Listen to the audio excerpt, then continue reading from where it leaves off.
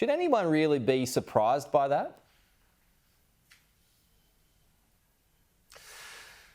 Well, I mean, there's a lot of debate, obviously, in the palace about where the stories were planted. I mean, you're a journalist, you know how it works. You speak to insiders at institutions. At what point do they become planted? Are they given to you? Are they, do they come out of discussions? When he talks about the hierarchy, I think what's interesting here is that, it is ultimately a hierarchical institution.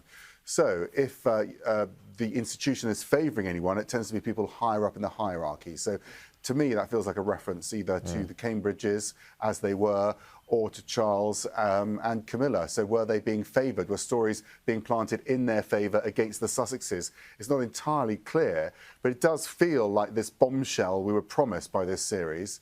And of course, we've got the book coming up as well, Harry's book coming up in January. So I think it's pretty nerve-wracking times for the palace now. We'll have to wait to see how they respond because, of course, the Queen isn't there anymore. The whole institution has changed shape. We don't know how they'll respond.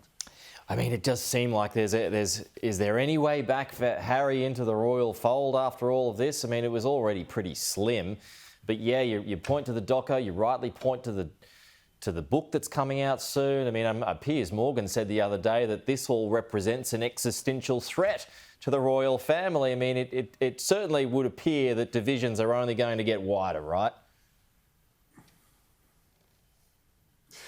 I mean, it does feel like that. Of course, around the funeral, we saw Harry and William and Meghan and Kate all coming together.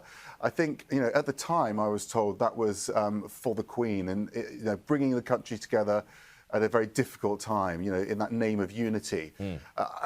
Looking back, I think that was pretty much all it was. The two couples aren't really speaking. They weren't speaking at the time.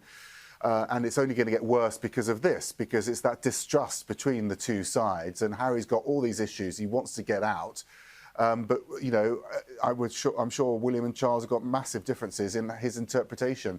I do think, Harry probably wouldn't have done this under the Queen's monarchy because he had such reverence for her. In this situation, he may be willing to go further in these documentaries and books. We don't really know, but there's clearly a huge amount of tension still between Harry and Meghan and the rest of the family. I'll leave it here. I don't even know if you can answer this question, Max. But I mean, do you think that Buckingham Palace would, or the royal family, be looking at whatever remaining royal titles are left? I mean, could that potentially all go now? Any kind of link that remains? Yeah, I think that test is on Charles, isn't it, as king now. Obviously, the Queen, the late Queen, took away the HRH. They weren't allowed to use that, His and Her Royal Highness. They do still hold those titles, but the King could strip them of that title altogether, and indeed those titles of the Sussexes as well. This title of this documentary is Harry and Meghan, so I think they're quite comfortable using those titles now anyway. They're just their names.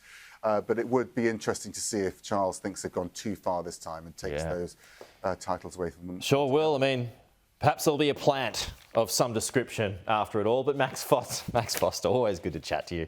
We'll talk to you again soon.